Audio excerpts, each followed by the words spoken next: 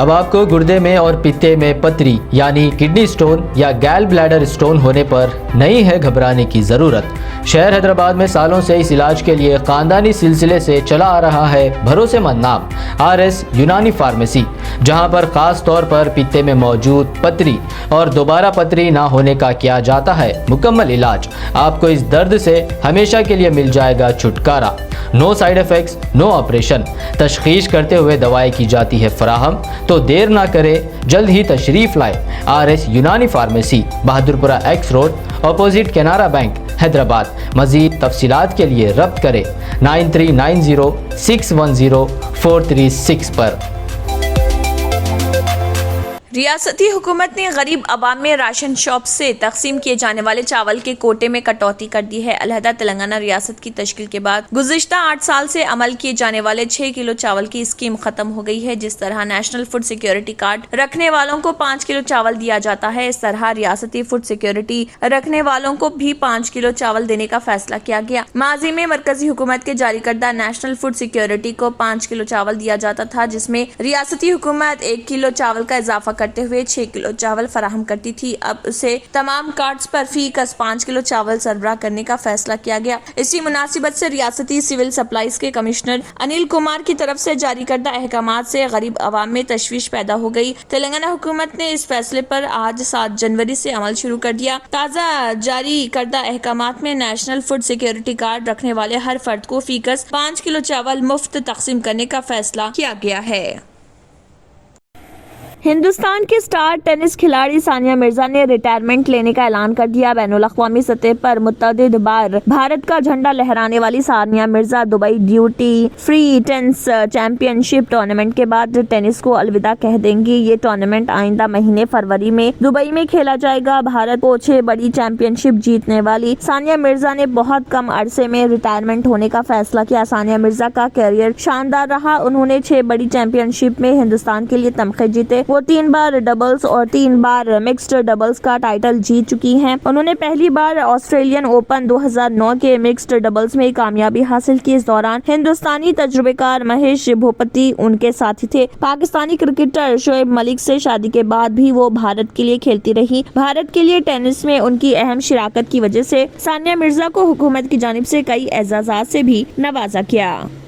شہر حیدرآباد میں رہزنوں نے دہشت مچا دی ہے۔ آج صبح کی اولین ساعتوں میں شہر کے قریب 6 مقامات پر خواتین کے گلے سے سونے کے زیورات چھین لیے گئے۔ اوپل، ناچارام، عثمانیہ یونیورسٹی اور دیگر علاقوں میں بائک پر گشت کرتے ہوئے رہزنوں نے سڑکوں اور گلیوں سے گزرنے والی خواتین کو نشانہ بنایا۔ رہزنوں کی گرفتاری کے لیے پولیس کی خصوصی ٹیمیں تشکیل دے دی گئی ہیں۔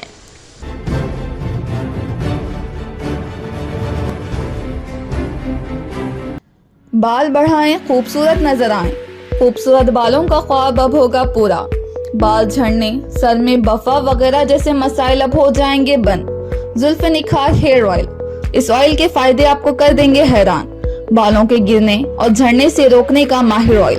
خاص جڑی بوٹیوں سے تیار کردہ یہ ہیئر آئل سے آپ کے بال ہوں گے چمکدار، سیاہ اور بالوں کو بڑھانا اس کی خاصیت۔ دماغ اور آنکھوں کو دیتا ہے سکون۔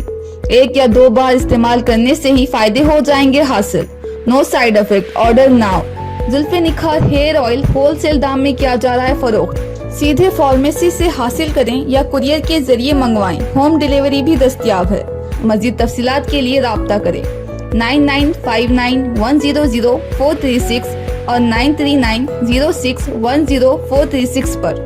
بعض مغربی ممالک کی طرح ہندوستان میں بھی ہم جنس پرستوں کی شادیوں کو قانونی منظوری دینے کا مطالبہ بعض گوشوں سے مطالبہ زور پکڑتا جا رہا۔ سپریم کورٹ نے مختلف ہائی کورٹس میں داخل ہم جنس پرستوں کی شادی کو قانونی منظوری دلانے والی درخواستوں کو اپنے پاس ٹرانسفر کر لیا ہے۔ یہ معاملہ chief justice DY Chandrachud, justice PS Narasimha اور جسٹس PS نرسمہا کے بینچ کے سامنے فہرست بند کیا گیا ہے۔ بینچ نے اس معاملے میں مرکزی حکومت کو نوٹس بھیجتے ہوئے 15 فروری تک جواب بھی مانگا ہے۔ اس معاملے پر سماعت کے لیے 13 مارچ کی تاریخ مقرر کی گئی ہے۔